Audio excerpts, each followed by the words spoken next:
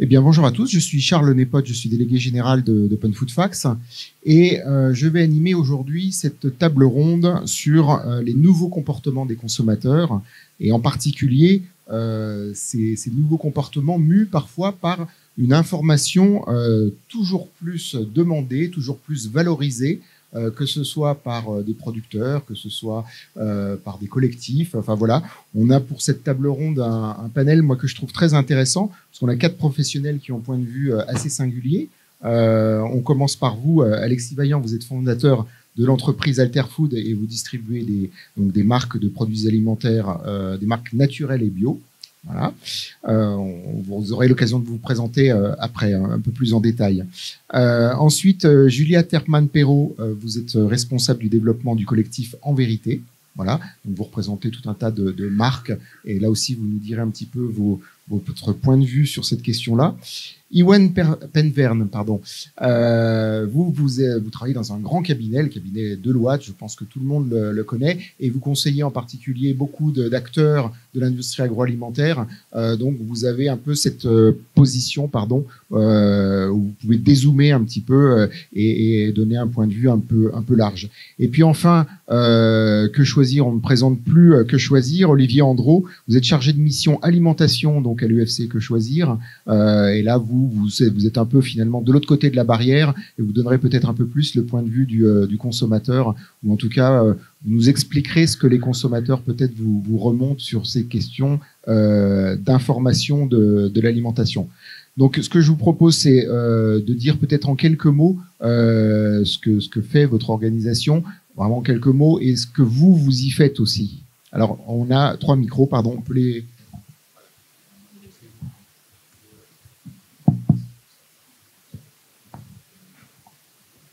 Alexis, si vous voulez commencer. Merci. Bonjour à toutes et à tous. Moi, j'ai créé une entreprise il y a 15 ans, en 2009, qui s'appelle Alterfood, qui a une mission très simple. C'est la transparence, la nutrition et le goût. Alors, vous me direz, aujourd'hui, il n'y a rien de très innovant dans le monde dans lequel on vit.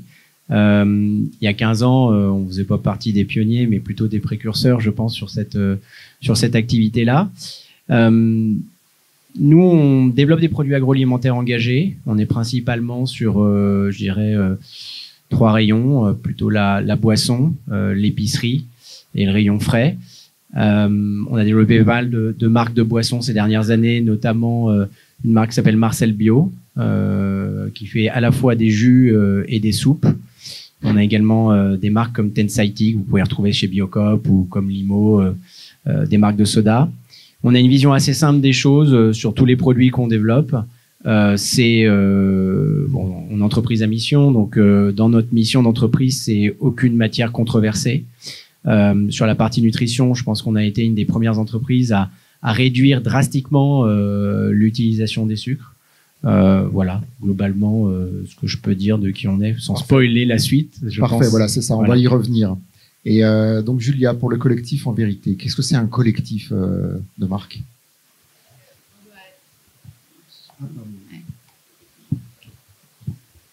Bonjour à toutes et à tous.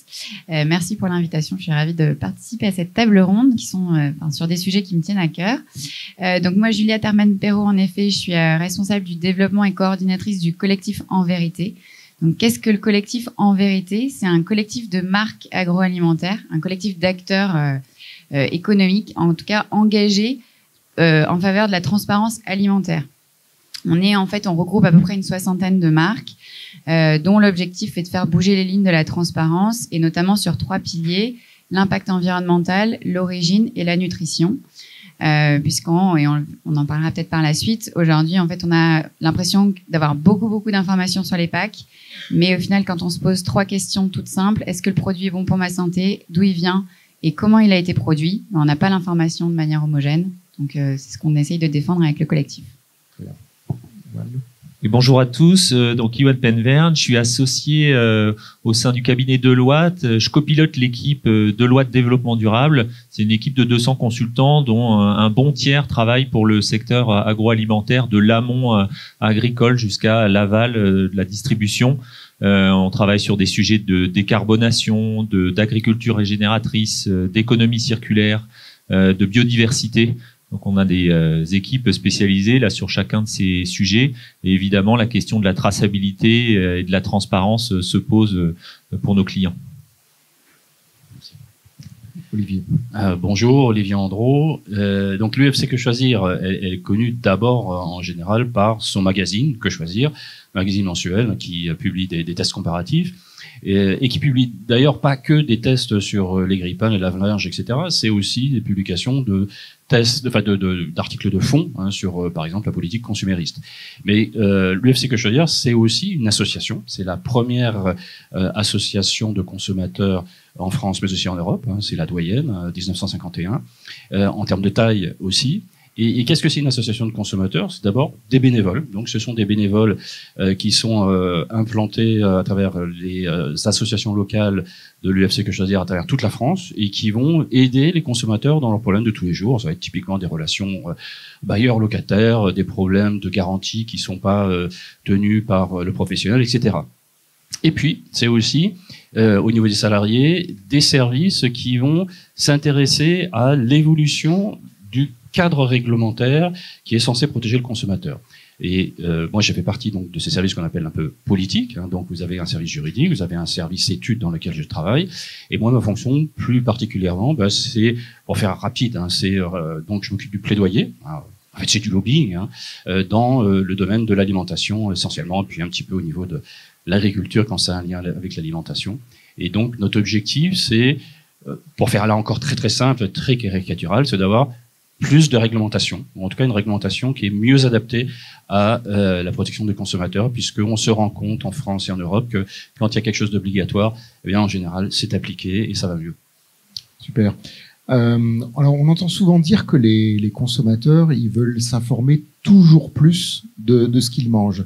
Et donc vous Alexis, votre entreprise c'est un peu fondée sur cette question de cette transparence. Est-ce que vous pouvez nous en dire un peu plus ? Oui, alors sur la fondation, c'est du bon sens. Quand j'ai créé cette entreprise, c'est vrai que le constat qu'on a fait, et notamment au début, c'est que le marché français, qui a beaucoup progressé ces dernières années, était très en retard par rapport à pas mal de marchés sur cette transparence et très dominé par des multinationales industrielles assez opaques, que ça soit sur les recettes, que ça soit sur l'origine. Que ça soit sur tous ces principes-là. Donc c'est vrai que nous, on a le rôle un peu facile puisque c'est natif chez nous. Donc c'est facile de dire qu'on fait ça, mais on est fondé sur ce principe-là. Après, sur la recherche des consommateurs, oui, on le sent. Il y a de plus en plus de demandes. Ils ont accès à de plus en plus d'informations. La problématique, et je pense que Julia, c'est un peu ce que tu évoquais, c'est que il y a quand même énormément de labels, d'énormément de choses diverses et variées. Donc, il y a aussi un problème de compréhension de toute cette multiplicité de l'information. Donc, on essaye aussi, nous, à travers nos choix, de les simplifier pour leur donner les bonnes informations. Et puis, derrière, il faut pas oublier, je pense que vous en avez tous conscience, que effectivement, il y a d'un côté, moi, c'est un peu ce que j'appelle la dichotomie du consommateur, c'est-à-dire qu'il y a d'un côté une volonté très importante de mieux consommer, d'être plus simple, plus traçable, plus local, parce que ça prend aussi tous ces principes-là. Mais de l'autre côté, il y a quand même toujours cette problématique du prix, c'est-à-dire que sur la volonté, il y a une grande volonté d'aller vers plus de transparence, mais quand on est dans le rayon, on est tout de suite happé à la fois par le prix et la puissance marketing que peuvent avoir certains acteurs.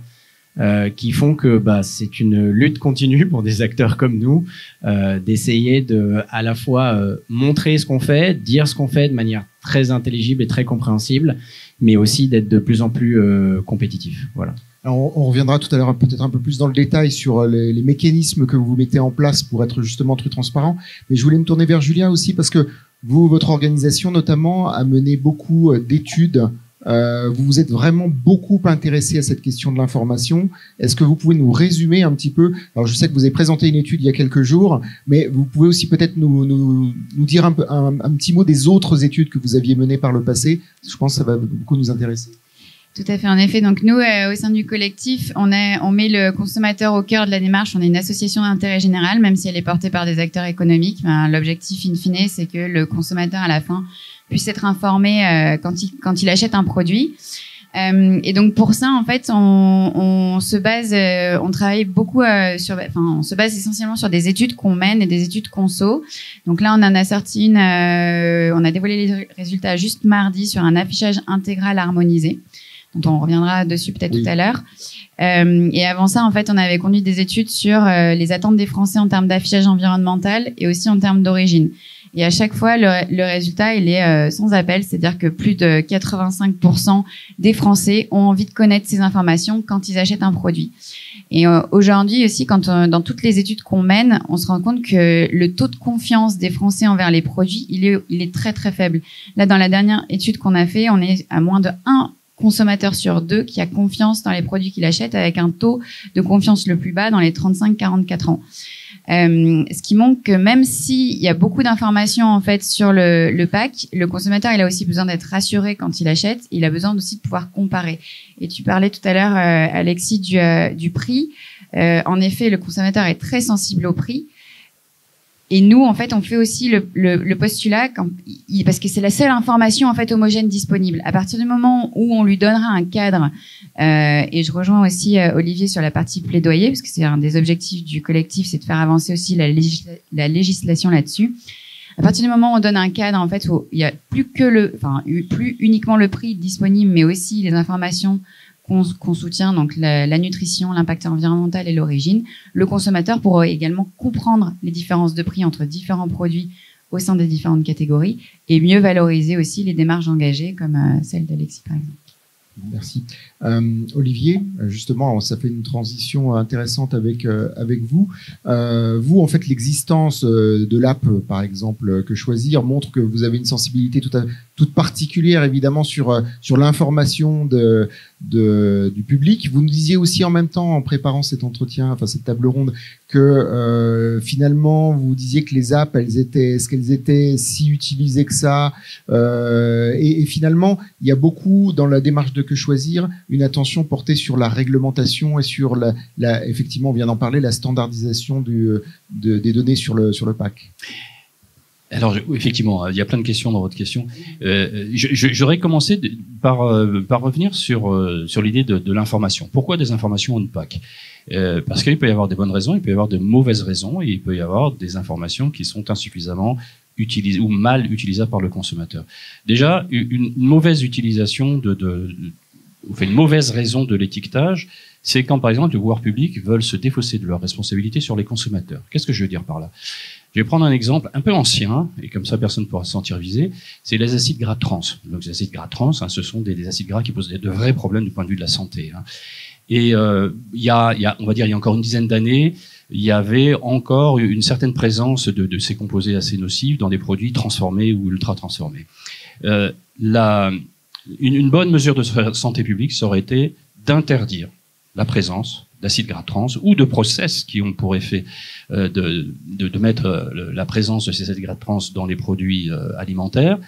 Et c'est pas ça qui a été choisi, parce qu'il n'y avait pas le courage politique à l'époque au niveau européen. Ce qui a été choisi, c'est on pourrait peut-être informer les consommateurs. Et donc pour justifier ça, on a fait quoi? On a fait un magnifique sondage auprès des consommateurs, donc sur un sondage un peu biaisé. Donc vous allez voir tout de suite, sachant que les acides gras trans c'est super dangereux. Est-ce que vous consommateurs vous voudriez avoir l'information? Je vous fais pas de dessin. La réponse était des scores soviétiques de oui, on voudrait bien avoir l'information. Et donc c'est sur cette base qu'à un moment il a été proposé que l'analyse nutritionnelle assez complexe, qui est devenu obligatoire depuis 2011, donc soit encore rendu plus complexe avec la présence des taux d'acides gras trans. Heureusement, toutes les associations de consommateurs ont dit que c'était absolument du n'importe quoi, que ça n'avait aucun intérêt, les consommateurs n'étaient pas en capacité d'utiliser cette information, donc c'est tombé à l'eau. Donc déjà, première question, est-ce que cette information est vraiment utile pour le consommateur? Et ça dépend. Donc du coup, il y a une certaine méfiance qu'il faut donner au sondage consommateur. Et c'est pour ça que nous, par exemple, on nous pose souvent la question, qu'est-ce que les consommateurs pensent de tel sujet? Nous, on dit, on ne sait pas, parce qu'on est une ONG, on n'a pas notamment faire les moyens de faire des sondages sur tous les sujets. Mais en revanche, on est des experts, et on peut vous dire, nous, en tant qu'expert, côté consommateur, qu'est-ce qui serait vraiment utile? Ça, c'est la première chose. Deuxièmement, c'est le format de l'information. Et là, je pense que vous avez tous déjà été confrontés à la problématique de trouver une date limite sur un emballage. Ah, c'est marrant, hein, c'est un jeu de piste. Moi, j'utilise avec mes petits neveux. Allez, trouvons la DLC, la date limite. Ah, t'as pas trouvé? C'est pas évident. Hein. Pourquoi? Parce que il n'y a pas d'obligation réglementaire, finalement, de regrouper les informations essentielles pour le consommateur. Sachez que ça existe sur cette planète. Il y a des pays dans le monde qui ont défini les endroits où on met les informations essentielles, donc en noir, imprimées en noir sur fond blanc, regroupées dans un cadre. C'est possible. Comme aux États-Unis, où il y a d'ailleurs les acides gras trans. Voilà. Donc on sait faire. Quand il y a une volonté politique, on sait faire. Et ensuite, il y a l'autre problème, c'est alors maintenant. Toi, conso, tu as l'info, est-ce que tu la comprends? Pas vraiment. Alors, la liste des ingrédients, déjà, dans le domaine alimentaire, vous avez déjà été confronté avec ces machin, mais même quand c'est en clair, vous savez pas ce que c'est. Il y a la taille des caractères. Depuis 2011, nous attendons au niveau de la Commission européenne la publication de lignes directrices sur qu'est-ce que c'est un bon contraste visuel. Il n'y a toujours pas eu de courage politique pour le publier, donc il n'y en a pas. Voilà. Donc c'est ça la situation du consommateur. Il est pas nécessairement informé des informations qui l'intéressent, par exemple sur l'origine des ingrédients. Quand il a une information, elle n'est pas forcément lisible, pas facile à trouver, et en plus, elle est parfois complètement incompréhensible. Donc, ça veut dire que dans cette situation qui est quand même assez ubuesque, nous, notre objectif dans la création de cette application Quel produit, on voulait informer le consommateur de manière immédiate, donc code coloriel, avec un code interprétatif, qui est un point essentiel, et ça, on le revendique, à la différence de certains professionnels qui voudraient pas de couleur, pas d'interprétatif, et une information qui est concentrée sur les éléments essentiels, donc par exemple sur les produits alimentaires, qualité nutritionnelle, dangerosité des additifs, et bien sûr, maintenant, comme ça devient de plus en plus important, impact au niveau environnemental. Merci, on rentrera peut-être un petit peu plus tard dans le détail, mais je voulais terminer avec vous, Iwan. Quand on a préparé cette table ronde, vous nous disiez que il y a un avant et un après Covid sur cette question de l'information nutritionnelle. Est-ce que vous pouvez nous en dire un peu plus? Oui, il y a un avant et après Covid à deux titres. D'une part, avant le Covid, il y avait globalement une croissance de tout ce qui était labellisé bio, toute catégorie de produits confondus. Au sortir du Covid, il y avait chez nos clients de l'agroalimentaire, de la distribution, la conviction que ils allaient pouvoir faire plus dans l'engagement sur leurs produits. Donc on parlait plus simplement du bio, ils s'interrogeaient sur le bio et après, comment on pouvait aller au-delà de cette certification bio. Donc on a commencé à parler par exemple d'agriculture régénératrice à ce moment-là. Mais ce qui a donné un sévère coup d'arrêt, c'est l'inflation des 2 dernières années, où là, on a vraiment, nous, en face de nous, des entreprises qui étaient plutôt partantes et qui avaient déjà engagé des projets pour faire mieux globalement sur l'amont agricole ou sur la circularité de leur packaging ou sur les recettes sous la pression parfois des applis ou on va dire d'elles-mêmes. Et là, il y a eu vraiment un coup d'arrêt parce que actuellement, ils n'arrivent pas à valoriser ces engagements de l'amont. Donc, il y a une équation économique qui est difficile à tenir. Et il y a un deuxième point, c'est que les choses étaient plutôt simples quand il s'agissait de se concentrer sur le label bio, quand l'engagement se résumait au bio. Et désormais, on parle décarbonation, on parle biodiversité, on parle consommation d'eau, on parle label, commerce équitable Nord-Nord. Donc on vient adresser des vrais sujets, des sujets importants auxquels sont sensibles les consommateurs, mais on complexifie encore la communication à venir. Et donc là, je dois avouer qu'on est dans cette situation là où les entreprises se demandent par quelle boule prendre, parce qu'elles ont pas mal d'engagements qu'elles veulent pousser, mais elles sentent qu'elles vont pas nécessairement réussir à le valoriser, parce que valoriser de la décarbonation, par exemple, de l'amont agricole sur un biscuit, pour l'instant, elle n'y arrive pas. Elle n'y arrive pas techniquement. Techniquement, on sait comment faire. Globalement, c'est moins de fertilisants, mais ça induit en fait une hausse des coûts des matières premières. Et derrière, qui est prêt à payer pour cette matière première plus vertueuse? En ce moment, pas grand monde. Donc c'est ça le principal point bloquant à mon sens en ce moment. Alors c'est certainement une réelle difficulté pour vous, Alterfood, ou pour le collectif En Vérité, qui justement cherche à promouvoir cette transparence. Finalement, si le prix écrase tout, est-ce qu'on arrive encore à informer le client? Est-ce qu'on peut arriver à faire changer aussi un peu son comportement? Alexis, est-ce que vous voulez nous en dire deux mots? Bon. Moi, je pense que tout ça, c'est pas une difficulté, c'est une question de volonté. Il faut choisir son cheval de bataille, bien évidemment. Quand on est une PME, on peut pas aller sur tous les leviers que vous venez d'évoquer, mais en fait, tout ce dont on parle contribue à faire avancer la société, contribue à faire avancer la consommation, et je pense que tous les gens qui sont réunis ici ont cette sensibilité-là. Après, ça pose un problème, et je pense que Olivier, tu en parlais juste avant. Moi, je trouve qu'il y a un gros problème d'éducation, d'une manière générale, de sensibilisation des consommateurs. C'est effectivement pas que via les marques ou via des obligations, mais c'est aussi via potentiellement beaucoup plus d'éducation et beaucoup plus tôt. Nous, on a défendu à un moment l'idée de programmes éducationnels à l'école sur la nutrition ou sur manière de consommer. Donc en fait, c'est une question de volonté. Après, sur l'équation économique, oui, c'est une réalité. Moi, j'ai repris une entreprise juste après le Covid, qui est spécialisée dans le jus de fruits bio au frais, 100% pur jus. C'est une entreprise je suis entrepreneur, donc parfois je fais des paris, parfois je gagne, parfois je perds. Là, en l'occurrence, j'ai perdu, et j'ai perdu beaucoup pour une simple et bonne raison, c'est qu'effectivement, post-Covid, on a eu la crise ukrainienne et les matières premières sont envolées, et j'ai voulu jouer le 100% bio, la transparence totale, et là où finalement les gros industriels sont partis sur des choses complètement différentes, et je me suis retrouvé complètement décorrélé en rayon, et d'une entreprise qui vendait très bien, je me suis retrouvé avec une entreprise qui vendait quasiment plus rien. C'est des cycles, donc ça implique des difficultés, mais ces difficultés, ça implique aussi l'idée de se réinventer constamment. Et aujourd'hui, post-crise inflationniste, et malgré le fait que sur les matières premières, on ait encore beaucoup de problèmes et que ça va sûrement encore flamber dans les mois ou dans les années qui viennent, particulièrement sur certains fruits ou sur certains fruits.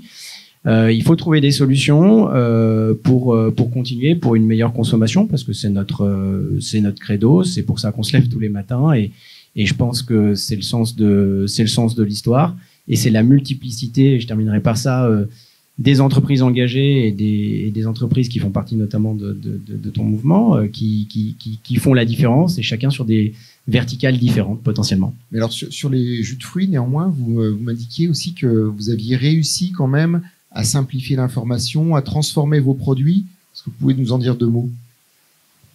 Oui, alors le problème, c'est que, si vous voulez, quand on joue la transparence totale, parfois, moi je suis assez fervent défenseur notamment du Nutri-Score, de Yuka-Score. On contrôle tous nos produits. Dès qu'on a une problématique ou un produit qui déraille, on essaye de changer la formulation. Et par exemple, on a remarqué un truc paradoxal, c'est que un 100% pur jus de fruits contient effectivement pas mal de sucre, beaucoup de matière, et consciemment, on se dirait que potentiellement un 100% pur jus de fruits est meilleur pour la santé. Donc, et paradoxalement, sur un 100% pur jus, vous allez vous retrouver avec des Nutri-Score qui peuvent être entre C et D. Donc, ce qui signifie que finalement, l'impact pour la santé n'est pas si bon que ça, en tout cas, à en croire le Nutri-Score. Et nous, on aime les afficher, en tout cas, on essaie. Finalement, on a remarqué que sur certains produits, 80% de fruits et 20% d'eau vous permettaient de descendre la sucrosité du produit, et donc de potentiellement avoir un Nutri-Score B, ce qui finalement est meilleur pour la santé. Et c'est vrai que donc c'est des choses, c'est des petites choses sur lesquelles on peut essayer de travailler, en tout cas pour améliorer nos produits, à la fois dans un sens de nutrition et dans un sens de prix, même si dit comme ça peut paraître un peu déviant. Voilà. Alors Julia, vous nous indiquiez dans vos études notamment qu'il y avait une espèce de triptyque, alors avec le prix dont on vient de parler, mais aussi quand même deux autres éléments. Tout à fait. Donc, quand on demande au consommateur ce qui est important pour lui quand il consomme, déjà, il faut savoir que 8 personnes sur 10 accordent de l'importance à la santé quand ils consomment. Donc, on sent que on est de plus en plus sensible en fait à notre manière de nous alimenter, qu'on a de plus en plus conscience que la manière dont on s'alimente, ça a un impact sur notre santé. Et ce qui est intéressant en fait, c'est que seulement moins d'une personne sur 2 arrive à savoir quand il achète un produit si le produit est réellement bon pour sa santé ou pas. Et en fait, quand on demande quels sont les 3 critères les plus importants, donc bien sûr le prix, à 75%, c'est le critère le plus important aujourd'hui. Mais on a également le goût. On est en France, voilà, le goût, c'est un pays gastronome, et donc qui est très important. Et ce qui est intéressant, c'est que le 3e, c'est qualité nutritionnelle / composition. Donc les Français sont vraiment sensibles à ce qu'il y a dans leurs produits. Alors en effet, le problème aujourd'hui, c'est que si on n'a pas fait Bac+12, on n'arrive pas à décrypter ce qui est écrit derrière en tout petit, en police 2. On n'a pas la lecture du tableau nutritionnel. Enfin, les gens, la plupart en tout cas, ne savent pas le déchiffrer. Donc c'est pour ça aujourd'hui que le Nutri-Score existe. Nous, au sein du collectif, on milite pour en effet l'affichage du Nutri-Score obligatoire, mais on est bien conscient des limites qu'il a, et notamment au niveau de l'ultra-transformation et du niveau de transformation d'un produit, et de la présence également d'additifs. C'est-à-dire que aujourd'hui, le Nutri-Score va pas vous dire si le jambon contient des nitrites, alors qu'on sait que c'est cancérigène. Et on aimerait en fait remettre les choses dans le bon sens. C'est-à-dire qu'aujourd'hui, une entreprise qui fait des efforts, donc qui change ses procédés de fabrication, qui ne met plus de nitrites dans son jambon, l'affiche en disant jambon sans nitrites. En revanche, la marque à côté qui utilise des nitrites, pour le coup, si on a envie de savoir s'il y en a ou pas, il faut retourner le paquet et aller chercher le E250 que personne ne connaît. Et donc, en fait, pour nous, c'est là où il y a vraiment un biais, c'est-à-dire, on va pas dans le bon sens. Et on aimerait remettre toutes ces choses dans le bon sens. Pour revenir aux critères, on a également donc remarqué, en tout cas après, quand on demande donc quels sont vos 3 critères, on a ce trio gagnant: prix, goût, qualité nutritionnelle, composition. Quand on leur demande d'en sélectionner qu'un seul, c'est intéressant parce que qualité nutritionnelle, composition, qui font appel aux aspects santé, passent devant le goût. Donc c'est assez intéressant. Et ensuite viennent l'origine et l'impact environnemental, qui sont aussi 2 composantes sur lesquelles on essaie de travailler. D'accord. Et est-ce que vous pouvez nous raconter, vous, ce que dans le collectif, vous essayez justement peut-être d'un peu plus spécifiquement mettre en avant? Là, si on revient sur cette question de l'ultra-transformation, c'est quand même assez rare cette démarche-là. Aujourd'hui, d'ailleurs, on a l'impression qu'en France, le sujet arrive, alors que dans les pays anglo-saxons, c'est un sujet qui est très fort. Est-ce que c'était du fait peut-être que le Nutri-Score est venu avant?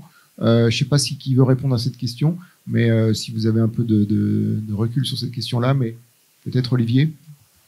Moi, je pense que il faut pas demander au Nutri-Score de tout résoudre, hein. Le Nutri-Score, comme son nom l'indique, c'est un indicateur nutritionnel.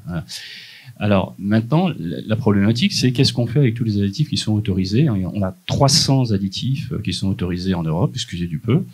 Et sur ces additifs, on a à peu près un quart que l'UFC Que Choisir, sur la base d'une analyse bibliographique, considère comme à éviter ou assez problématique du point de vue de la santé. Donc un quart, je ne sais pas si vous vous rendez compte.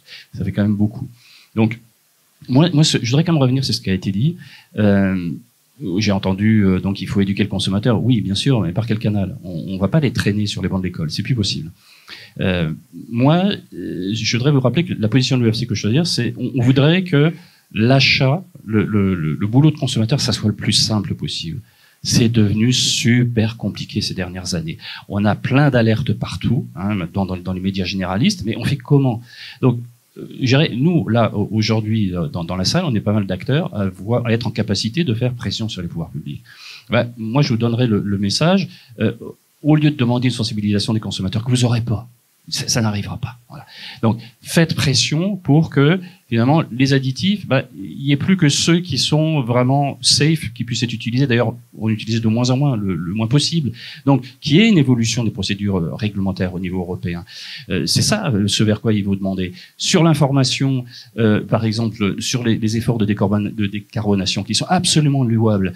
La question qui se pose, c'est pas de créer une énième allégation volontaire pour attirer le consommateur sur notre effort à nous.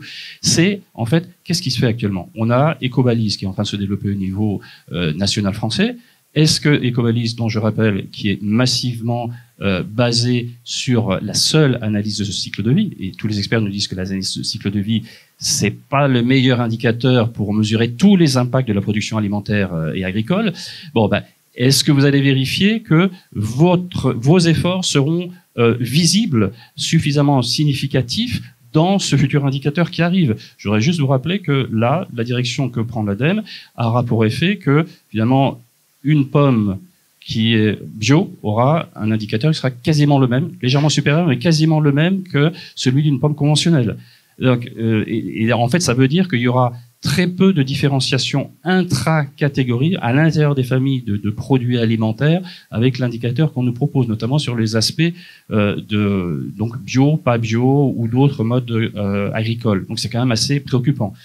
Alors qu'il existe d'autres scores, je pense notamment au Planet Score, qui eux sont beaucoup plus différenciants.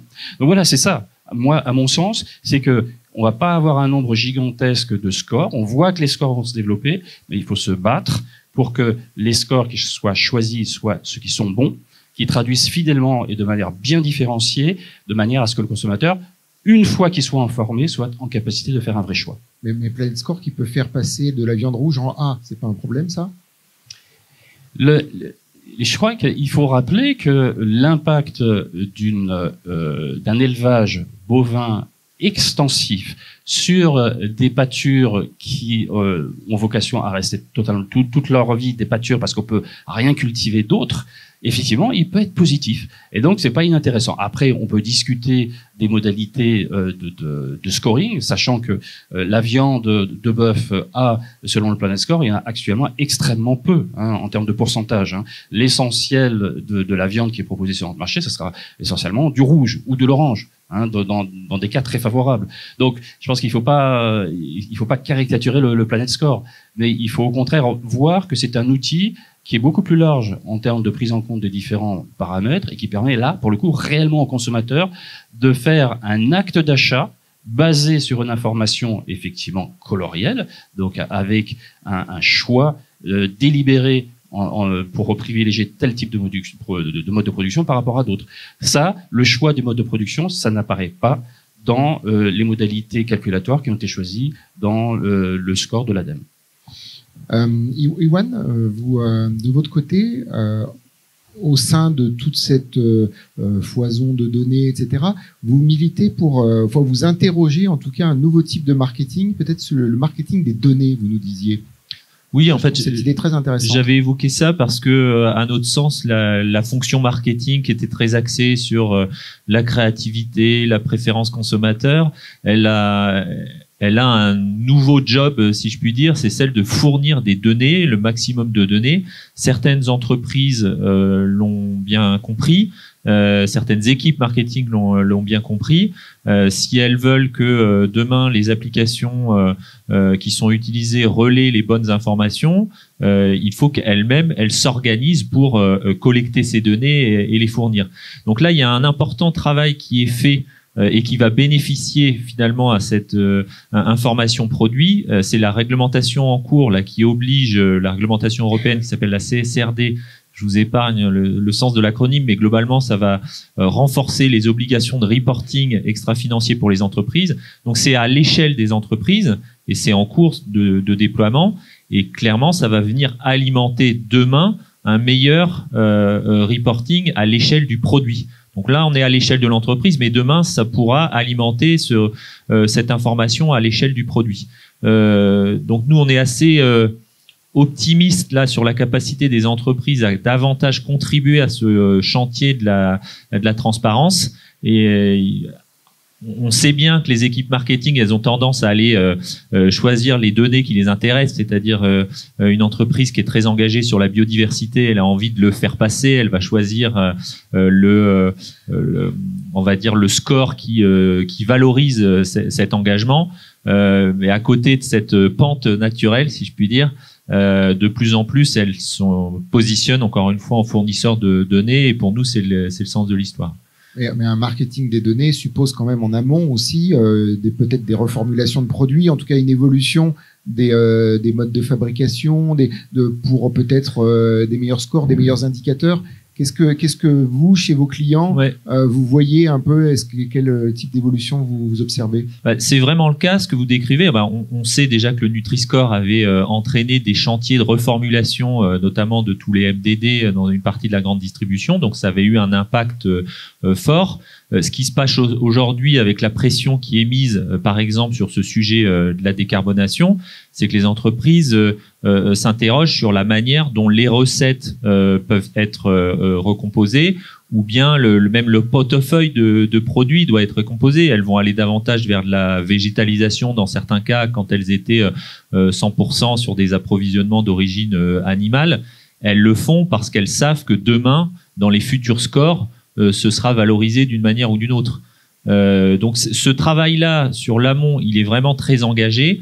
Après, se pose la question, encore et toujours, celle qu'on vient d'aborder, c'est de la lisibilité de ces engagements. Parce que parler climat, autant on parle biodiversité aux consommateurs, c'est une notion qui est sympathique, qui est aspirationnelle, comme pourraient dire des équipes marketing. En revanche, quand on parle climat ou stress hydrique, là, c'est des sujets qui, sont stressants, effectivement, et ça n'embarque pas encore la conviction des consommateurs. Donc, il y a un énorme travail à faire pour essayer d'expliquer ces plus-values, environnementales et sociales. Vous arrivez à convaincre certains de vos clients qui, justement, cette idée de marketing des données, de beaucoup plus s'intéresser à cette question-là, cette question de l'information, plus que d'un marketing un peu flashy ou comment ça marche? Pour l'instant, elles avancent sur les deux jambes, c'est-à-dire qu'elles font avancer sur ce chantier data, et dans le même temps, elles s'interrogent sur la meilleure façon de raconter leurs engagements, parce qu'elles se considèrent toutes assez uniques, et d'une certaine manière, elles le sont sur certains types d'engagements. Certaines, effectivement, sont plus engagées sur les sujets d'agriculture régénératrice. Là, par exemple, pour certaines, là, on accompagne un acteur du biscuit qui fait beaucoup sur son approvisionnement en blé.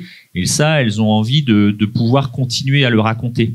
Et donc là, la question, c'est comment on fait coexister, en fait, ce récit des entreprises qu'elles veulent faire sur leurs engagements spécifiques avec l'information standardisée, incontournable, nécessaire sur tous les autres sujets qu'on vient d'évoquer.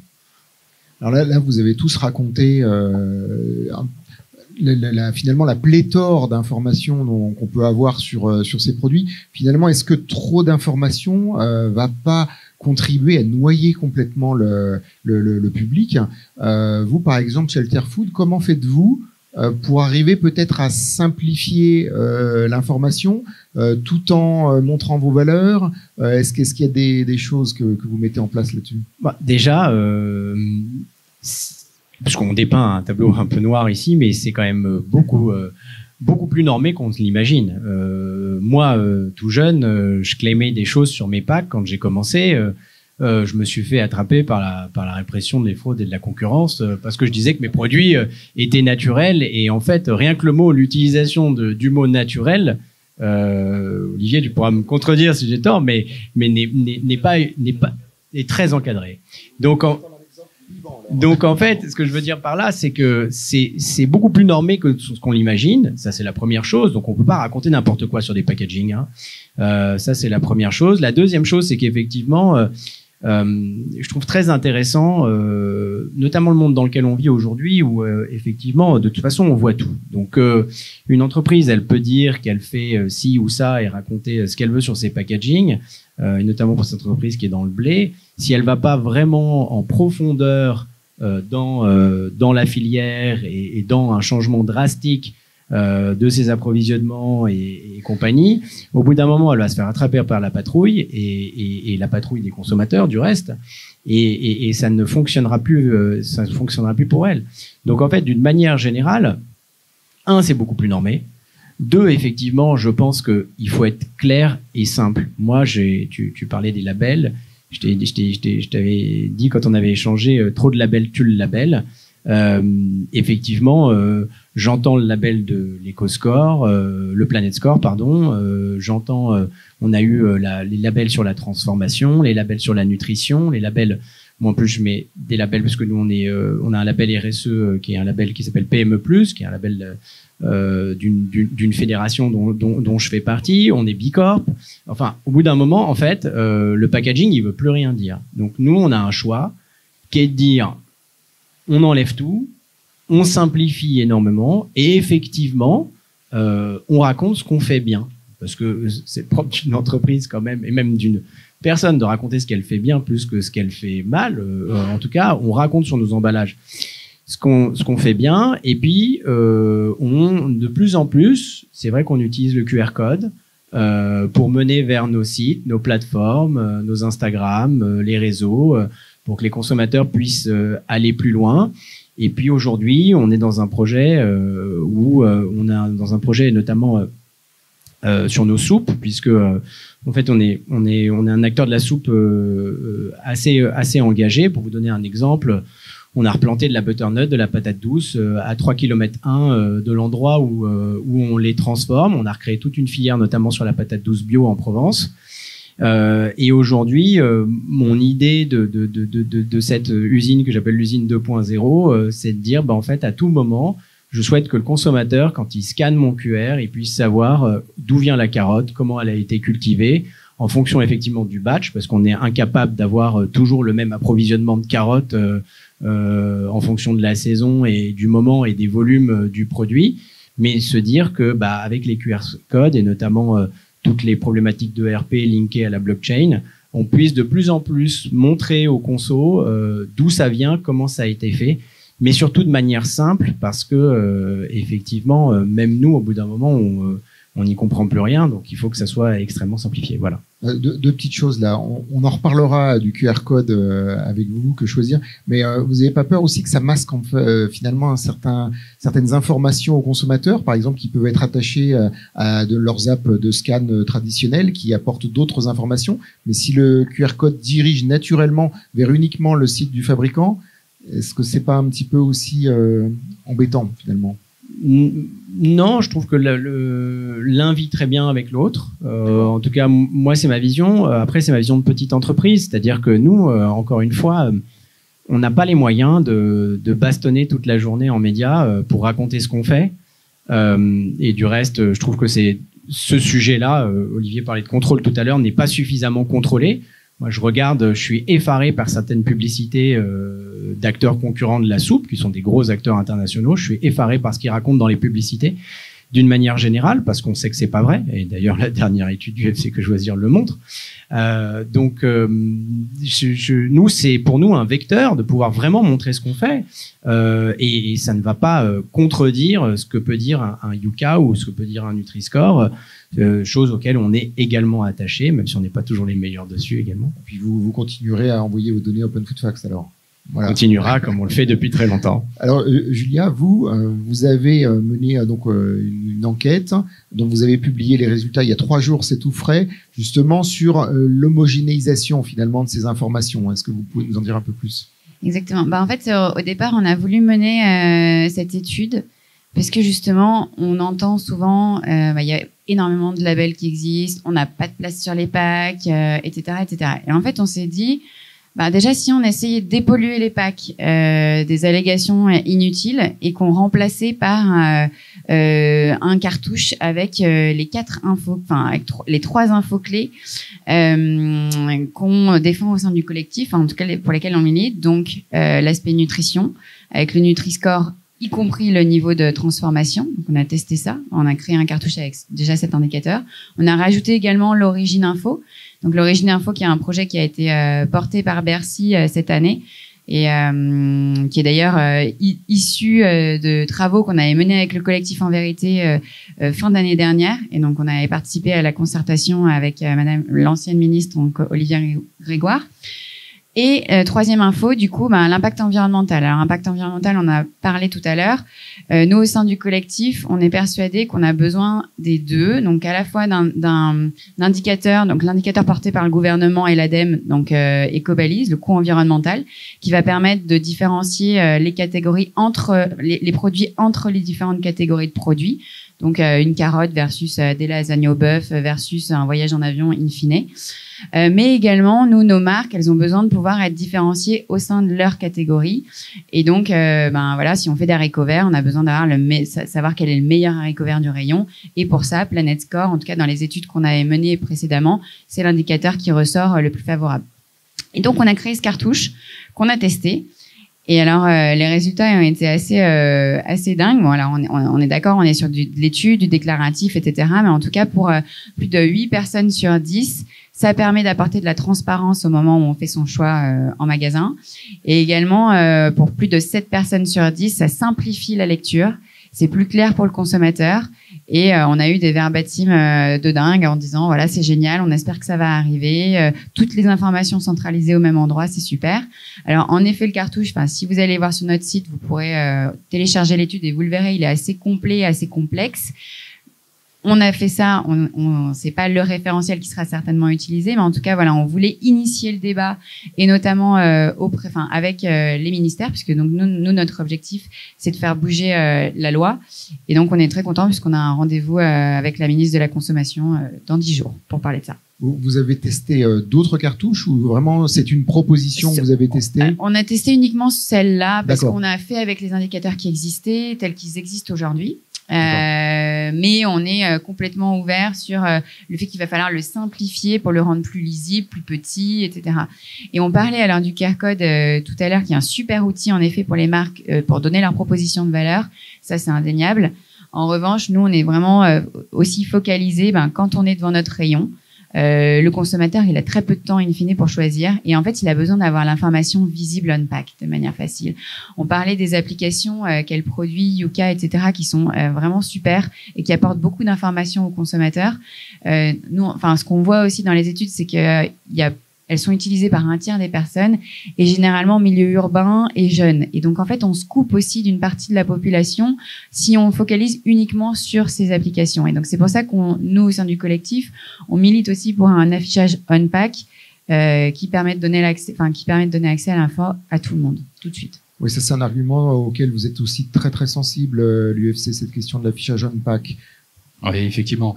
Tout d'abord, Julia, un grand merci d'avoir présenté et synthétisé les résultats de votre étude, parce que ça montre finalement que, contrairement à ce que disent certains Cassandre, on a tout à fait la possibilité d'ordonner et de rendre visibles les informations essentielles pour le consommateur et les plus importantes, on-pack et en face avant. C'est faisable. Donc, moi, je trouve que c'est très bien. Et donc, c'est ce vers quoi l'UFC que choisir va essayer de faire diriger les pouvoirs publics. Et là encore, je profite de cette tribune pour appeler l'ensemble des acteurs qui sont présents ici à faire du lobbying en ce sens. C'est-à-dire, en clair, il faut que le Nutri-Score soit obligatoire. Le Nutri-Score, pour les produits de marque nationale, je ne parle pas des MDD, puisque les MDD, quasiment toutes, elles sont passées au Nutri-Score sur la totalité des gammes. Sur les marques nationales, en revanche, comme c'est volontaire, les Nutri-Score de marques nationales qui devraient être eux, il n'y en a que 1% qui l'affichent. Seulement 1%. Ben voilà, tout est dit. Et donc, nous, on a publié une étude qui montre qu'il y a eu des améliorations de la qualité nutritionnelle sur les marques nationales, j'ai dit bien nationales, essentiellement sur les rayons où le Nutri-Score est majoritaire dans les produits, dans les rayons. En revanche, là où il n'y a pas de Nutri-Score dans les marques nationales, là, il n'y a pas d'amélioration nutritionnelle parce qu'il n'y a pas de pression.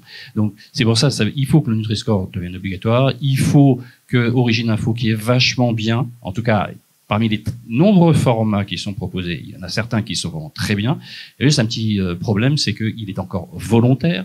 Et puis, même chose, bien évidemment, en ce qui concerne l'information environnementale, le Planet Score, nous appelons les acteurs professionnels à s'en saisir. Mais c'est ça qui permettra finalement de faire progresser finalement l'offre alimentaire et qui permettra aux consommateurs, parce que le consommateur, vous avez tous dit de différentes manières que pour le moment, il est dérivé par le prix. C'est un peu compréhensible, mais il est dérivé par le prix parce que la plupart du temps, il n'a pas l'autre information ou les autres informations qui sont essentielles pour contrebalancer ce critère qui est essentiel pour lui. Voilà. Et donc en l'absence de toutes ces informations prioritaires, finalement, qui ne sont pas nombreuses, c'est 3 axes. la nutrition, il y aura toujours des produits alimentaires qui sont Nutri-Score E, et c'est très bien. Il y aura toujours des produits qui auront un impact environnemental plus élevé. La viande, les produits laitiers auront toujours un impact environnemental plus élevé. Donc, il faudra forcément que cette information soit toujours présente. Et même chose, en ce qui concerne Origine Info, il y aura toujours, et c'est très bien, des produits importés. Voilà. Mais, en revanche, qu'est-ce qu'on fait tant que ces informations ne sont pas obligatoires? C'est là où on passe par les applis. Et moi, je voudrais vous donner un exemple. Je suis désolé. Hors alimentaire, qui montre que ces applis, ça peut marcher. C'est la cosméto. C'est avec les produits cosmétiques que Quel produit a commencé. À l'époque, ça s'appelait Quel cosmétique. Quand on a lancé ce produit, cette application, notre base de données recensait à peu près la moitié des références, la moitié qui était mal notée orange ou rouge, selon notre code coloriel à 4 classes. La moitié, je ne sais pas si vous vous rendez compte. Maintenant, on n'est plus qu'à 15%. Qu'est-ce qui se passait entre les deux du point de vue réglementaire? Rien. Absolument rien. Il n'y a pas eu d'évolution significative. Il y a grosso modo le même nombre de molécules problématiques qui sont toujours autorisées au niveau européen. En revanche, l'évolution qu'il y a eu, c'est qu'il y a eu plein d'applications entre-temps sur la cosmétique, pas seulement Quel produit, mais il y en a plein, qui ont contribué à une information, une véritable information du consommateur. Donc ça montre que effectivement ces applis, c'est un moyen non seulement d'informer le consommateur, mais aussi de mettre une pression vertueuse sur les fabricants. Alors, vous nous disiez aussi, j'ai l'impression que vous vous rejoignez avec Alterfood sur la question des allégations. C'est vrai qu'on voit des choses parfois très très fantaisistes, et je crois que vous avez aussi une position assez claire et tranchée là-dessus. Moi, alors ça dépend de quel type d'allégation, mais en ce qui concerne les allégations nutritionnelles, par exemple, les allégations environnementales, nous, on est extrêmement réservés. Pour nous, il ne devrait pas y avoir d'allégation nutritionnelle. Ça n'a pas de sens. Une allégation nutritionnelle, nutrifonctionnelle, allégation de santé, ça devrait être réservé au pouvoir public. Voilà, c'est les pouvoirs publics qui vous disent allez vers tel type d'aliments ou de nutriments parce que c'est important pour votre santé. Et après, si vous voulez avoir des informations, vous consommateurs produit par produit, vous utilisez le Nutri-Score. Basta. Et je voudrais quand même rappeler pourquoi est-ce qu'on a une position aussi qui peut vous paraître aussi dure pour certains fabricants.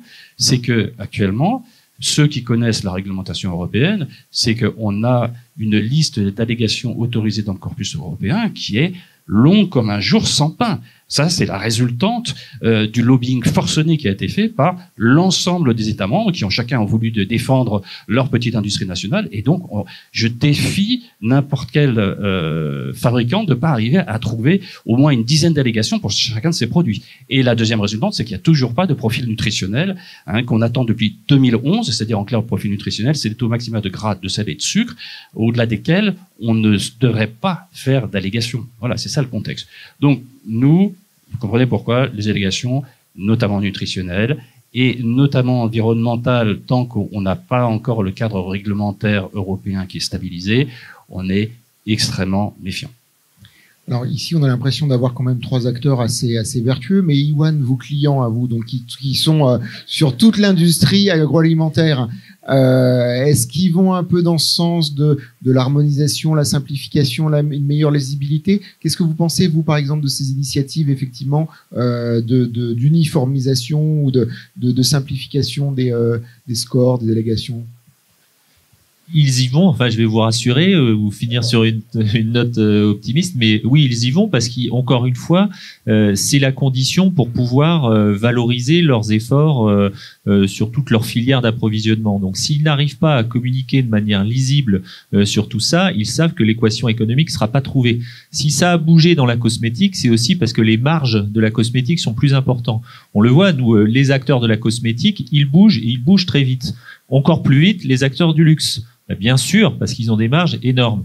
En revanche, dans l'agroalimentaire, les marges sont plus serrées, des marchés de centimiers, et donc oui, c'est plus difficile d'aller faire les changements de recettes et d'absorber les surcoûts. Mais la volonté, elle est là, en fait, on va dire, elle est aussi forte que dans un secteur comme la cosmétique qui a bougé fortement. Là, ce qu'on pousse, nous, et ce à quoi ils sont sensibles, c'est des efforts de collaboration, à l'image de votre démarche, mais des collaborations entre acteurs de l'agroalimentaire, à la fois pour s'aligner sur la façon de communiquer sur certains sujets. Encore une fois, je reparle du sujet climat qui est existentiel pour l'agroalimentaire, et qui est clé à communiquer correctement. Ils savent qu'ils vont devoir s'aligner sur la bonne manière de communiquer ces infos aux consommateurs, et ils savent aussi que sur l'amont, comme en général leurs fournisseurs sont les mêmes, il faut éviter de multiplier les référentiels, parce que pour l'instant c'était ça le problème, c'est que chacun y allait de son propre référentiel. Donc l'amont agricole était un peu perdu. Il y avait un référentiel blé pour l'un, un référentiel blé pour un autre. Donc au final, ça témoignait de la volonté d'engagement, mais les agriculteurs sont perdus et ils pouvaient pas faire de la broderie comme ça pour chacun de leurs clients. Donc là aussi, il y a la prise de conscience qu'il faut s'aligner et avancer conjointement. Donc moi, c'est ça qui me rend optimiste, c'est que cette prise de conscience-là, elle est réelle. Encore une fois, je pense que quand on parle de ces sujets, notamment environnementaux dans l'agroalimentaire, il y a encore, ça fait quasiment 20 ans que je travaille sur ces sujets, il y a encore 5 ans, il fallait convaincre de l'importance de ces sujets. On était encore dans des phases de sensibilisation. Aujourd'hui, tous les acteurs de l'agroalimentaire, ils sont touchés d'une manière ou d'une autre par le réchauffement climatique, qu'on soit dans les filières laitières, céréalières, animales, tout le monde. Donc peut-être que la mise en route est compliquée, encore une fois, par l'équation économique. On a fait un événement il y a une semaine sur ce sujet qui abordait notamment le financement de la transition.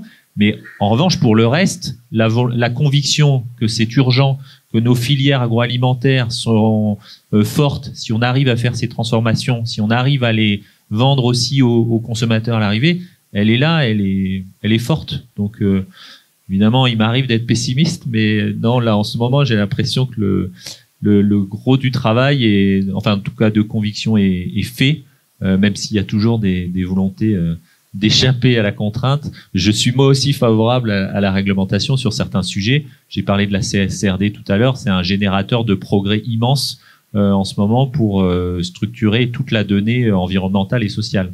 Et ça va servir la communication produit et la data sur les produits. Alors, dans ce paysage de l'information alimentaire, quel rôle vous voyez des citoyens et notamment des projets de transparence alimentaire comme Open Food Facts? Vous, par exemple, Alterfood, Alexis, pourquoi vous envoyez vos données chez Open Food Facts? Pourquoi vous faites cet exercice? Déjà, quand on place la transparence comme premier pilier de sa mission d'entreprise, si on le fait pas, c'est qu'il y a un problème. Pour commencer, parce que on n'a rien à cacher.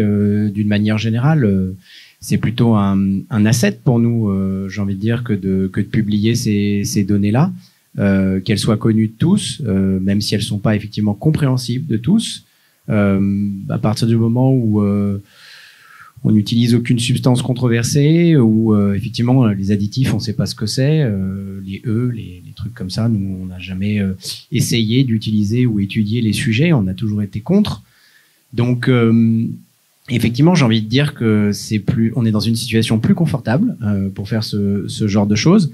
Donc c'est un exercice d'abord de transparence vis-à-vis des consommateurs. C'est aussi un exercice, à un moment donné, ça a été un exercice d'alimentation des différentes applications diverses et variées, parce qu'il y a eu pré-Covid toute une digitalisation avec énormément d'applications. Tout le monde a développé son application et effectivement une partie des données était récoltée sur Open Food Facts, donc on n'avait pas le choix. Et puis aujourd'hui, de plus en plus, on va quand même, et même nous on travaille particulièrement avec les enseignes de la grande distribution qui sont souvent montrées du doigt, alors qu'au fond, même s'ils sont très durs sur les prix et qu'effectivement ils vivent des ventes des produits des multinationales, d'un autre côté, ils font vraiment le travail en profondeur sur toute cette partie-là à travers la récolte de données sur les produits. Et d'ailleurs, vous l'avez dit, c'est vrai que sur les MDD, le travail est de plus en plus fait, mais y compris nous, industriels, on est quand même dans l'obligation de leur transférer énormément de données et ils utilisent Open Food Facts,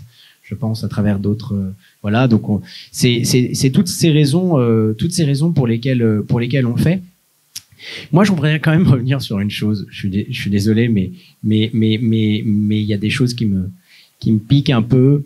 On a tous parlé ici, effectivement, de labels, d'impact et de prix. Et en fait, Le prix, c'est vraiment ce qui fait aujourd'hui la différence, et c'est vraiment, et tu l'as étudié du reste, la raison pour laquelle un consommateur va consommer un produit ou un autre. Et nous, en fait, moi, j'ai toujours estimé que on ne payait pas le juste prix des produits d'une manière générale. C'est-à-dire qu'aujourd'hui, on devrait incorporer dans le prix, plus qu'un label, l'impact environnemental, l'impact sur la santé, l'impact même. On parle en ce moment des budgets de l'État et on en parlait tout à l'heure en off, mais le budget de la sécurité sociale, par exemple, toutes les entreprises qui contribuent à détériorer ce budget parce qu'elles contribuent à détériorer la santé des populations devraient être impactées dans le prix d'une manière ou d'une autre. Et moi, je vous le dis très sincèrement, sans aucun label et sans aucune transparence, si demain on remettait vraiment les produits au juste prix, je peux vous dire que tous les Français iraient vers des produits plus engagés. Parce que finalement, à prix égal, ils choisiraient bien évidemment toujours le produit le plus vertueux. Donc voilà, c'est une vision que j'ai, qui est un peu utopiste, mais que je pense je défendrai pendant longtemps. C'est aussi une des propositions que vous aviez aussi au collectif En Vérité. Oui, tout à fait. Enfin déjà, moi je partage complètement ce point de vue. On le sait, aujourd'hui, les coûts cachés de l'alimentation sont gigantesques. Entre le prix payé à la caisse et le prix réel sur la société, que ce soit en termes de dépenses de santé publique, d'impact sur l'environnement, c'est énorme. Et c'est d'ailleurs pour ça aussi qu'au sein du collectif, on milite pour cet affichage impact, pour que intégral, harmonisé pour tout le monde, pour que au-delà du prix qui est aujourd'hui la seule valeur commune, y ait d'autres informations qui soient facilement comparables. Et en fait, on réfléchit actuellement, nous, au sein du collectif, à faire des propositions aussi auprès du gouvernement, de TVA réduite sous forme de bonus-malus, en fonction de certains critères. Voilà, donc c'est des choses qui vont certainement mettre du temps à être mis en place, mais en tout cas, on veut commencer à pousser, parce qu'aujourd'hui, en fait, et ça rejoint aussi un autre point qui a été abordé un peu précédemment, mais sur l'ensemble de la chaîne de valeur de l'agroalimentaire. Les marges qui sont faibles, il y a le poids des distributeurs également. Enfin, il y a énormément d'acteurs sur la chaîne, entre le producteur qui est dans son champ et le moment où le produit est en magasin. Il y a tout un tas d'acteurs au milieu. Et en fait, comment aussi on répartit la valeur entre toutes les parties prenantes. Et ça, d'ailleurs, c'est un pilier qu'on aimerait ouvrir au sein du collectif d'ici la fin de l'année, de commencer à engager des réflexions là-dessus. On a, nous, dans le collectif, un distributeur, donc Biocoop, mais on a également des producteurs, on a toute la chaîne. On aimerait avoir aussi d'autres distributeurs plus GMS, pour pouvoir vraiment mettre tout le monde autour de la table et voir comment on peut adresser ça, pour que à terme, en fait, les produits les moins chers seraient les plus vertueux, en fait, pour tout le monde. Qui serait représentatif, en fait, du réel impact à la fin. Aujourd'hui, tous les produits issus de la junk food, etc., sont les produits les moins chers en rayon. Pourquoi, en fait? Enfin, où est-ce qu'on veut aller avec ça? Donc voilà, on aimerait remettre un petit peu tout ça dans le bon sens. J'ai l'impression que vous allez être intéressé justement par le projet Open Price qu'on a lancé il y a quelques mois, qui peut permettre peut-être justement de réintégrer le prix au regard des autres données, voilà. Et ça me paraît.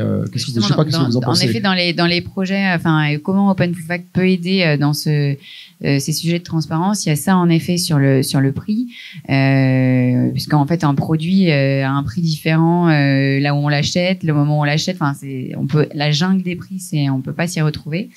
Il y a un autre sujet également, je trouve intéressant, et notamment pour les entreprises, c'est justement le benchmark. De pouvoir en fait positionner son produit par rapport à tous les autres concurrents. Ça, c'est hyper important pour stimuler aussi l'innovation et stimuler les entreprises à aller dans le bon sens. Et enfin, donc encore une fois, nous on prône l'affichage impact, mais on est bien conscient qu'on va pas pouvoir tout raconter sur un pack, et il y a des packs qui sont tout petits. Et donc pouvoir avoir accès à un endroit à beaucoup plus d'informations, c'est quand même aussi très important. Alors oui, justement, que choisir? Donc, Open Food Facts, on est d'abord une base de données, mais on est aussi une app, mais on est aussi évidemment ouvert aux apps concurrentes, entre guillemets, mais je pense qu'on tire tous un peu dans le même sens. Donc vous-même, vous réutilisez les données d'Open Food Facts dans votre app. Vous-même, vous contribuez à Open Food Facts, c'est-à-dire qu'un certain nombre de contributeurs de Que Choisir, par exemple, peuvent corriger des erreurs ou rentrer de nouveaux produits que vous nous retournez. Je trouve que la symbiose est très intéressante. Donc, est-ce que vous avez envie de prolonger, d'accentuer ce partenariat qu'on peut avoir? Alors tout d'abord, la source des données d'une application, hein, c'est fondamental. Hein. Bon, nous, la priorité, c'est d'abord des données fabricants. Hein. C'est logique, c'est-à-dire avoir soit l'information en direct, hein, donc les fabricants qui nous envoient des données qui se déversent dans notre base de données, soit on passe par d'autres acteurs, bon, Salsify par exemple pour pas les nommer. Et puis quand il n'y a pas l'info, effectivement, là, on voit que OpenFullFact c'est une base de données gigantesque, hein, donc qu'on va récupérer. Donc c'est ça donc l'ordre de priorité. On a bien sûr des procédures de validation, de vérification, et qui sont encore plus costauds, notamment pour les cosmétiques, parce que vous imaginez un consommateur qui va saisir lui-même une liste de composition des cosmétiques, vous voyez les sources d'erreurs possibles. Hein. Et donc, alors, quand même une petite chose là-dessus, c'est une chose qui est assez amusante, c'est que nous on reçoit donc plusieurs dizaines de milliers de produits des fabricants, et on constate qu'en fait le taux d'erreur des données qui sont envoyées par les fabricants est à peu près équivalent au taux d'erreur qui sont entrés par les contributeurs. Ça, je peux vous l'affirmer, je peux vous donner les stats de façon assez facile, puisque c'est moi qui m'occupe de ce sujet dans l'association. Et donc, le fait de croire, en fait, c'est un peu toute cette légende aussi autour de Wikipédia qui donnerait des informations qui sont peut-être pas assez fiables ou qui parfois comportent des erreurs. Il y a cette idée-là et je trouve qu'il faut quand même faire attention avec ça. Alors, il y a deux choses. D'ailleurs, vous-même avez dû constater des erreurs chez les fabricants. Bien sûr. Tout à fait. Hein. Il y a le principe. Hein, pour nous, on va pas remettre en cause ce principe. Hein. Pour nous, il nous semblerait logique que l'idéal de source d'information, c'est qu'elle vienne du fabricant lui-même, à défaut d'une base de données officielle pour laquelle nous avions milité dans le cadre du groupe de réflexion de la DGCCRF, hein, au Conseil national de la consommation sur les applis. Hein. Donc là, la DGCCRF a déclaré forfait, donc notre recommandation n'a malheureusement pas été prise en compte. Hein. Mais bon, donc en l'absence de base de données officielle, pour nous, ça doit d'abord être le fabricant. Maintenant, effectivement, il faut que les fabricants fassent bien leur boulot. Et de fait, hein, Nicolas Chaleur, hein, qui pilote notamment toute l'équipe qui travaille sur notre application qu'elle produit, pour en parler plus en détail, on a effectivement pas mal d'erreurs qui nous viennent en direct des fabricants. Donc on a par exemple des biscuits qui sont classés en eau minérale, donc vous voyez un petit problème sur le calcul du Nutri-Score, ou vice versa. Donc on a des trucs assez shadow, hein, c'est vrai, ça arrive encore. Moi, ce dont je voudrais parler, donc c'est comment est-ce qu'on peut faire pour fiabiliser l'information? Pour nous, c'est essentiel. Parce que je vous avoue que quand j'utilise notre appli ou d'autres applis et que je vois des appréciations colorielles qui sont essentielles, hein, rappelons-le, quelques secondes, hein, pour un consommateur pour faire un choix en rayon, hein, entre un produit et un autre. Donc la couleur, c'est essentiel. Et on voit qu'au lieu d'avoir un vert, on a un rouge, vice-versa. Dans notre appli, ça me rend furax. Et donc là, je milite vraiment pour que les fabricants fassent bien attention à la classification de leurs produits, à mettre des tests pour vérifier qu'il n'y a pas de l'eau minérale avec 50% de matière grasse. Ça n'existe pas, il n'y a pas de matière grasse dans l'eau minérale. On trouve des choses comme ça encore, malheureusement. Donc ça serait bien que l'information soit fiabilisée en amont. Et puis, il y a d'autres problèmes, par exemple, parce que la base de OFF, c'est une base magnifique qui peut servir à des tas de choses, mais qui peut, par exemple, servir comme notre base de données à nous, comme nous le faisons. Elle peut servir finalement à avoir une appréciation de l'offre alimentaire ou de l'offre de d'autres secteurs d'activité sous des tas d'angles, l'angle sanitaire, l'angle nutritionnel, etc. Sauf que il y a un petit problème. Est-ce que les dizaines de milliers de produits qui figurent dans les bases sont toujours commercialisés ou pas?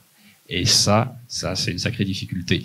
Donc, si on arrivait à avoir une information qui est transmise systématiquement par le fabricant, ce produit, attention, il va bientôt plus être commercialisé. Et parce qu'après, il y a une autre chose, mais alors on commence à rentrer dans le détail. À nous, par exemple, sur les cosmétiques, hein, je suis désolé, c'est hors sujet, mais les cosmétiques, ça reste très longtemps dans les placards. Donc là aussi, mais en revanche, dans le domaine alimentaire, il y a en général pas beaucoup de temps qui se passe entre la fin de la commercialisation et la fin de la consommation d'un produit. Donc là, je pense que ça serait intéressant d'améliorer l'information sur ce sujet, commercialisation ou pas. Oui, on fait un gros effort pour signaler aux producteurs, leur demander de nous envoyer la liste de leurs produits qui sont plus commercialisés, mais hélas, c'est pas toujours une information qu'ils publient spontanément. Iwan, vous, qu'est-ce que vous pensez de la place, du rôle que les citoyens peuvent avoir dans cette question de l'information alimentaire? On en a un petit peu parlé, mais si vous pouviez détailler. Juste avant de répondre sur les citoyens, déjà sur la place qu'a prise Open Food Fact, c'est une belle démonstration du pouvoir de l'open source, de l'open data et de toutes les valeurs que vous parlez.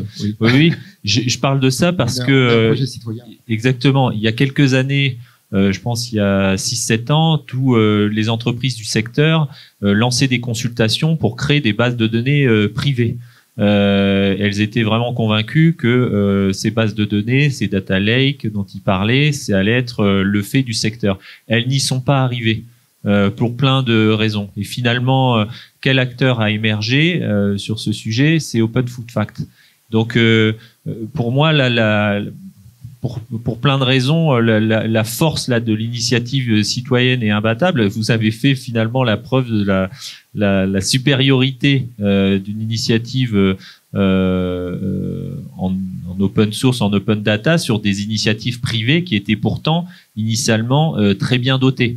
Je pense que si on compare les budgets de démarrage d'Open Food Fact avec les budgets de ces consultations, on est sur des ratios de 1 à 10 000 ou de 1 à 100 000 ou pire encore, je pense. Je vous le confirme. Voilà. Et donc, c'est ça qui avait fait que j'avais été aussi impressionné la première fois que Pierre m'avait fait la présentation d'Open Food Fact. J'avais vu encore une fois la force de ces contributions citoyennes.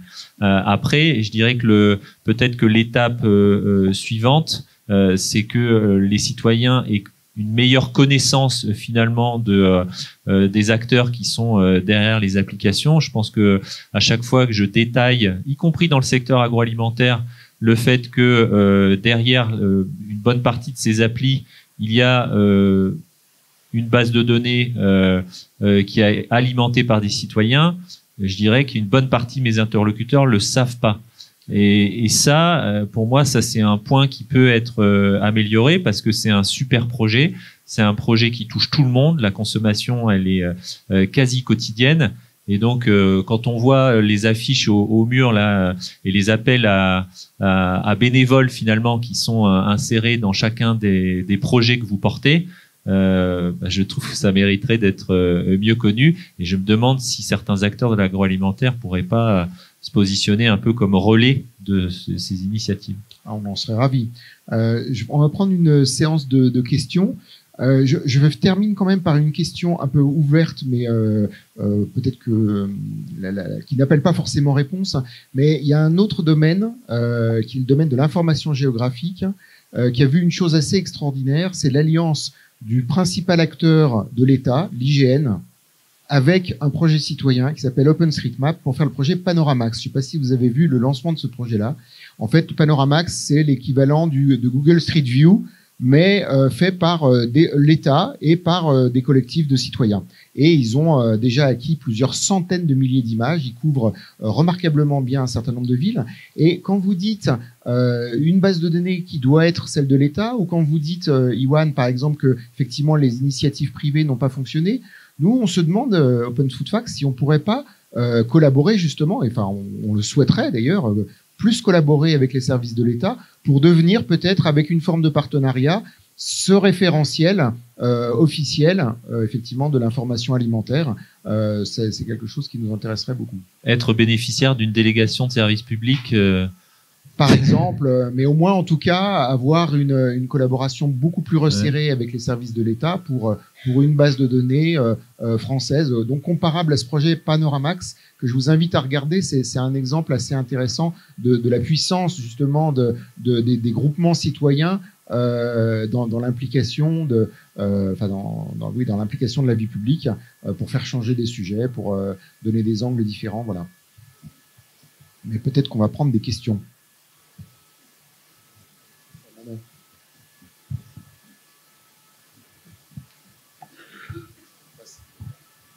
Bonjour. Alors, Christophe Eschman de Pink Price. En fait, moi, ma question, c'était plus, on a parlé beaucoup du prix et on a parlé des fabricants. Et en fait, j'ai l'impression qu'on oublie un petit peu que le prix que le consommateur paye, c'est le distributeur qui le met. Le fabricant, lui, il vend à un prix et puis le distributeur, il fait ce qu'il veut parce que c'est écrit comme ça dans la loi. Donc, le distributeur, c'est lui qui choisit le prix. Or, donc c'est peut-être là qu'on devrait aussi agir et c'est là qu'on devrait avoir un peu plus de transparence entre ce qui est le prix vendu par le fabricant et le prix auquel le distributeur revend le produit. Et là, j'ai l'impression que on n'a pas évoqué ce sujet-là. Donc, je voulais avoir un peu votre avis là-dessus. Je veux bien répondre parce que, apporter un élément de réponse parce que c'est un sujet de bataille quotidienne chez nous. Il y a plusieurs choses. Déjà, sur beaucoup de marchés hors France, les prix sont co-construits, ce qui n'est pas le cas en France. Il y a beaucoup de pays dans lesquels le prix, on part du prix de vente consommateur pour travailler le prix d'achat, ce qui me semble être une notion beaucoup plus vertueuse. On a ça notamment aux États-Unis, en Belgique ou dans d'autres pays, ce qu'on n'a pas en France. Après, il y a deux éléments, effectivement, sur lesquels on pourrait discuter pendant des heures. Le premier, c'est que sur ce qu'on appelle leur 20-80, donc sur les produits qui font qu'un consommateur va rentrer dans l'enseigne, donc basiquement et horriblement un pot de Nutella ou une bouteille de Coca-Cola, c'est le marché qui fait le prix. Tout simplement parce que de toute façon, ils se bataillent dessus et que ils font quasiment pas de marge sur ces produits-là et que c'est à qui le vendra le moins cher qui attirera le plus de monde. La difficulté, et on en revient à ce que je disais tout à l'heure, pour des produits plus vertueux ou des produits de PME, des produits locaux, des produits engagés, tout ce qu'on peut défendre ici, c'est que en fait, ils font ce qu'on appelle des péréquations de marge. On n'a aucun moyen de discuter du prix. D'ailleurs, c'est interdit. Ils nous le répètent suffisamment, même s'ils sont de plus en plus ouverts à la question. C'est interdit et ils font des péréquations de marge qui font qu'on se retrouve complètement décorrélé du marché dans les rayons. Moi, j'ai vu, et je sais à quel prix je vends mes soupes, et j'ai vu dans une enseigne que je citerai pas ma soupe à 5,90 €. Effectivement, quand j'ai vu le prix, je savais que je n'en vendrais plus. Et c'est aussi cette politique qui tue le marché, mais on est dans un marché de libre concurrence, donc ça implique énormément de difficultés et c'est une bataille des industriels et particulièrement des petits industriels au quotidien pour faire évoluer cette problématique-là. Moi, je pense que c'est une vraie question que vous lancez, parce que si Open Food Fact veut se lancer dans la notion de prix, on peut pas l'évoquer sans la problématique de construction des prix. Et je vais absolument dans le sens de ce que vous venez de dire à l'instant. Je vais vous donner quelques exemples de prix.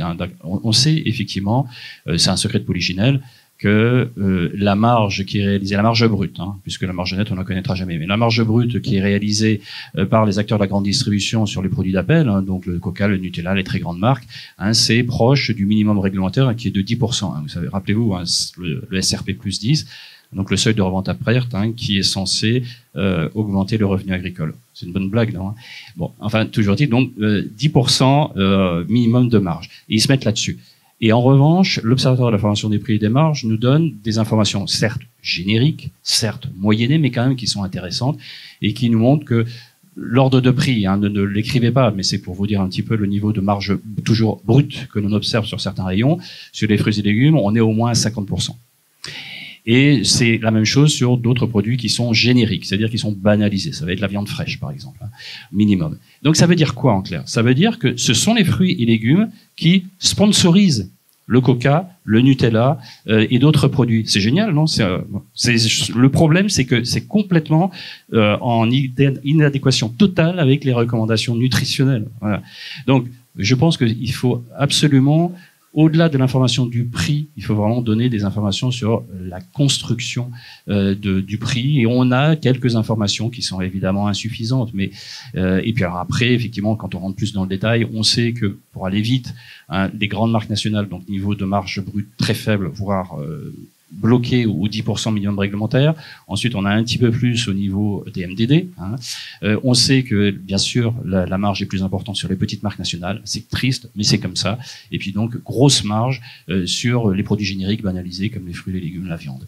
Et dans ce contexte-là, c'est vrai qu'on peut s'interroger, et je trouve qu'on n'a pas assez parlé du sujet que vous avez évoqué tous les deux, sur le véritable coût de l'alimentation. Et c'est quand même assez rare qu'une association de consommateurs dit qu'on paye pas assez cher pour certains produits. Mais oui, bien sûr, c'est clair que les confiseries, on paye pas assez cher. Vous vous rendez compte que la TVA sur les confiseries, eh ben, c'est la TVA à 5,5 de tous les produits alimentaires, qui résulte de quoi? Qui résulte finalement d'un historique très ancien de construction qui remonte aux années 50, où on faisait la différence entre les produits de luxe et puis les produits de consommation courante. Pourquoi est-ce que les confiseries elles sont au niveau d'une TVA aussi basse? Voilà. Et nous, on pense peut-être qu'il faudrait réfléchir un jour à un autre outil que la TVA pour qu'il y ait une véritable taxation différenciée en fonction de l'impact sanitaire et environnemental qui, pour certains produits, est malheureusement extrêmement mauvais.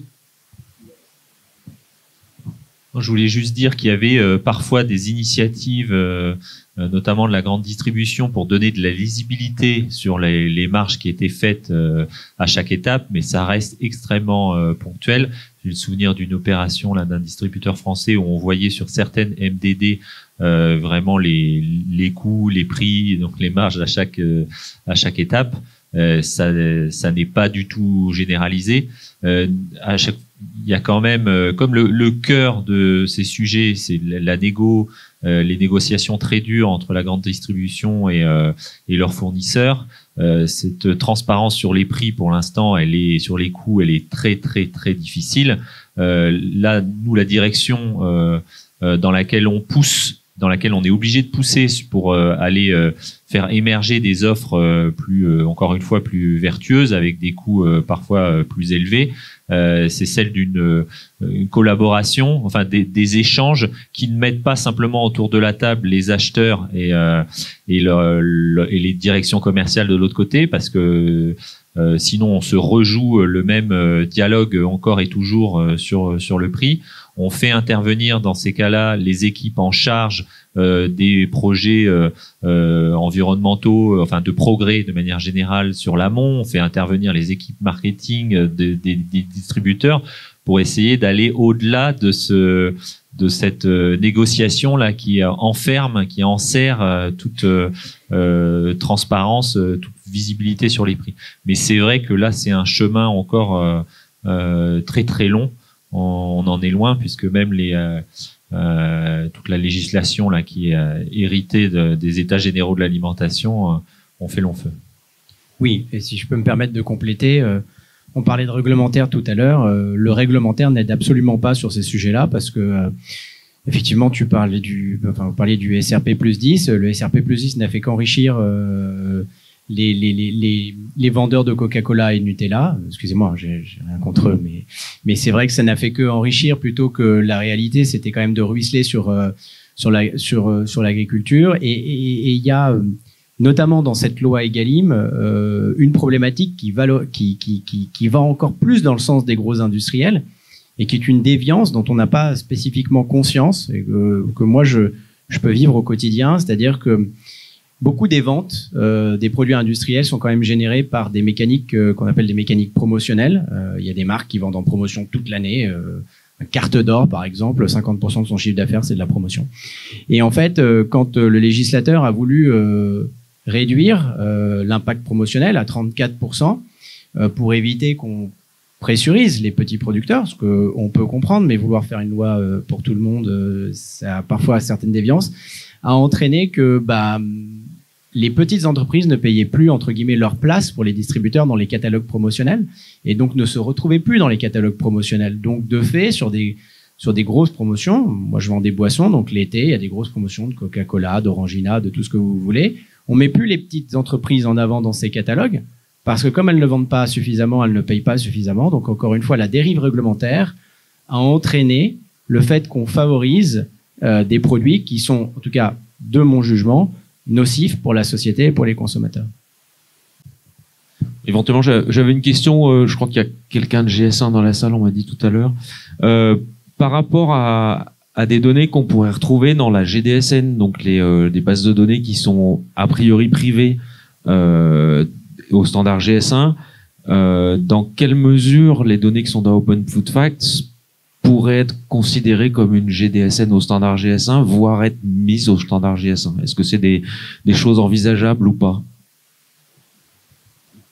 Alors, si mes souvenirs sont bons, peut-être que je parle sous contrôle de Stéphane, mais on a un certain nombre de champs quand même qui ont des correspondances très simples avec le standard GDSN. On travaille un peu aussi avec GS1, par exemple. On a participé à leur groupe de travail sur la normalisation des données sur les emballages. Donc effectivement, il y a un peu cette idée-là. Stéphane, peut-être que tu veux préciser quelques éléments de réponse là-dessus. Alors, on utilise beaucoup GS1 pour obtenir des données des industriels à travers Agena 3000, à travers Equadis, Attract Bayard et d'autres. Donc là, pour l'instant, c'est surtout dans l'autre sens. C'est-à-dire qu'on prend les fiches GDSN et on va remplir les champs correspondants dans Open Food Facts. Mais si ça a un intérêt, si ça a une utilité, on pourrait imaginer faire l'inverse et remplir au format GDSN avec les données d'Open Food Facts. Il y a en Belgique, il y a une initiative là, justement là-dessus pour les très très très petits producteurs. Il y a des gens qui les aident à entrer leurs données au format GS1 et sans pour autant faire partie du réseau. Donc c'est un format d'interopérabilité intéressant. Donc ouais, c'est un standard qui évolue tout le temps et donc il y a de plus en plus d'infos qu'on peut réutiliser. Nous, en général, ce qu'on essaie de faire, c'est de faire en sorte d'avoir le maximum de correspondance possible entre les données Open Food Facts et les données qui sont utiles dans plein de catégories. Donc par exemple quand on fait l'analyse des ingrédients pour repérer chacun des ingrédients, etc., on a une taxonomie d'ingrédients, mais on va la faire correspondre à toutes les autres taxonomie qui peut exister. Donc, par exemple, il y a la taxonomie des douanes internationales, il y a les HS codes, etc. On en a besoin pour savoir qu'est-ce qu'est un fruit et légumes dans le sens pour le calcul du Nutri-Score. On fait la même chose avec les bases SQL et Agribalise et Ecobalise pour pouvoir justement rattacher un ingrédient à son impact nutritionnel, son impact environnemental, etc. Donc voilà, on essaye vraiment de prendre le maximum de données en entrée et de le modéliser. Et d'ailleurs, c'est quelque chose qu'on serait ravi de faire sur les prix. Moi, quand j'entends la construction des prix, on serait ravi de travailler, par exemple, avec En Vérité, pour faire un premier exemple de décomposition de la chaîne de valeur des produits. Et là, on peut discuter avec tous les acteurs qui veulent le faire. Et par exemple, sur le lait, les produits laitiers, il y a plein d'initiatives où ils font ça, pour voir comment est-ce qu'on peut décomposer ces prix et commencer à les rendre publics, à montrer ce qui est possible de faire et ce qui, voilà, c'est un peu ça l'idée d'Open Food Facts, c'est montrer ce qui est possible de faire et que ça, au bout d'un moment, ça devienne la norme. Cette idée de transparence, de faire une base sur tous les produits alimentaires, il y a 15 ans, c'était impensable. L'idée et en le faisant, finalement, en tout cas en France, c'est gagné, c'est la norme. Là, en ce moment, maintenant, on se bat pour essayer de faire la même chose dans tous les autres pays du monde. Mais il suffit de pas grand-chose au départ. Hein. C'est un peu comme le Nutri-Score aussi. Le Nutri-Score, au début, l'industrie était farouchement contre. Et puis, voilà, quelques acteurs s'en sont emparés, soit parce qu'ils étaient convaincus, soit parce qu'ils ont vu un avantage marketing, etc. Et puis maintenant, ça fait boule de neige en France et en Europe. Donc voilà, je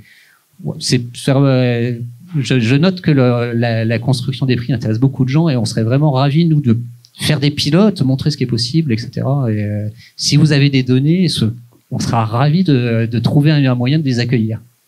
Moi, je voudrais rebondir sur cette question concernant les formats, et je poserais presque la question inverse.